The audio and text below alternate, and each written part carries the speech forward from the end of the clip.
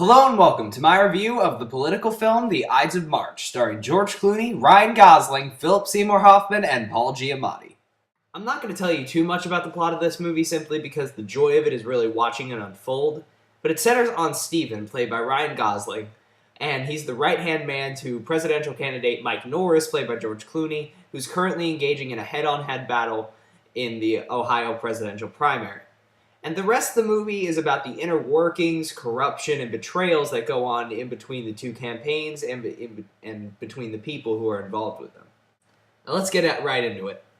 I love this movie. This is one of the best movies of the year. First off, the acting in this movie is just fantastic all around.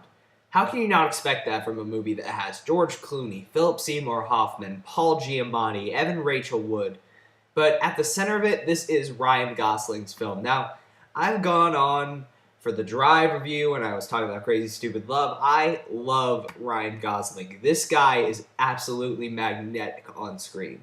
This character that he's playing here in this movie, Stephen Myers, is a very likable character, yet he has a lot brewing underneath the surface. And what this movie really does a fantastic job of is not only showing you what's going on in these political situations, which a lot of movies do. This is one of the first political movies I've seen that really make you feel the tension of what's going on in the situation. And the main reason for that is because you care so much about Ryan Gosling's character and what's unfolding around him. And that's mainly because of Ryan Gosling's magnetic and fantastic performance.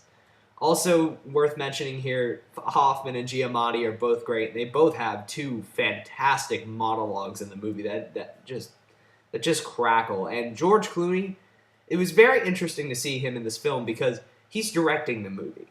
But he really doesn't feature himself too much. He kind of lets himself be the center of the story, but at the same time let Gosling carry most of the weight while he directs this movie. And I think that was a very smart choice because he ended up creating a fantastic movie. And when George Clooney is on screen in this movie, he does own his screen time. And he plays this really idealistic liberal candidate, and you really get the feeling that this guy is trying to do right. But even then, you slowly see the corruption brewing underneath him. That's what I love about this movie. There's no black and white, right and wrong. Everything is very debatable and morally ambiguous. This is one of the best scripts of the year, not only because of the phenomenal character development, the moral ambiguity, and the dialogue, the sharp dialogue that feels straight out of an Aaron Sorkin strip, but Aaron Sorkin at his best. This is also a great script because of just the structure. It starts out good, but standard political fare. We're just developing these characters, getting to know them, and that's what I love about it. This is a movie that really lets you get to know the characters and spends time with them, which is so key for when the later part comes, where it becomes thrilling, even though this is not a thriller in the sense that there's a lot of action. This is a thriller in the sense that there's just great dialogue and character dynamics all the way through it. And once things become crazy and out of control, you feel the tension and you feel this decline of Ryan Gosling's character. Man, this is such a well-written movie. Overall, The Ides of March is one of the best movies of the year, and as political films go, it's near perfect. And this is coming from someone who normally doesn't like political movies.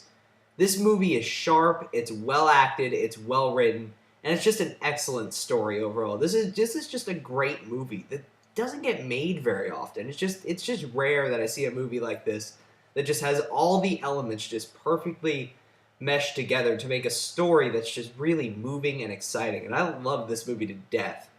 When I came out of the theater, I was thinking 3.5, but honestly, while thinking about it and reviewing it and just thinking about just how fantastic this movie is, I'm going to go with a 4. This is definitely in the higher echelon of movies this year. I'm going to give it a perfect score. I really can't think of any problems with it besides a slight pacing lack in the beginning. But other than that, this is one of the very best movies of the year, and I loved it to death.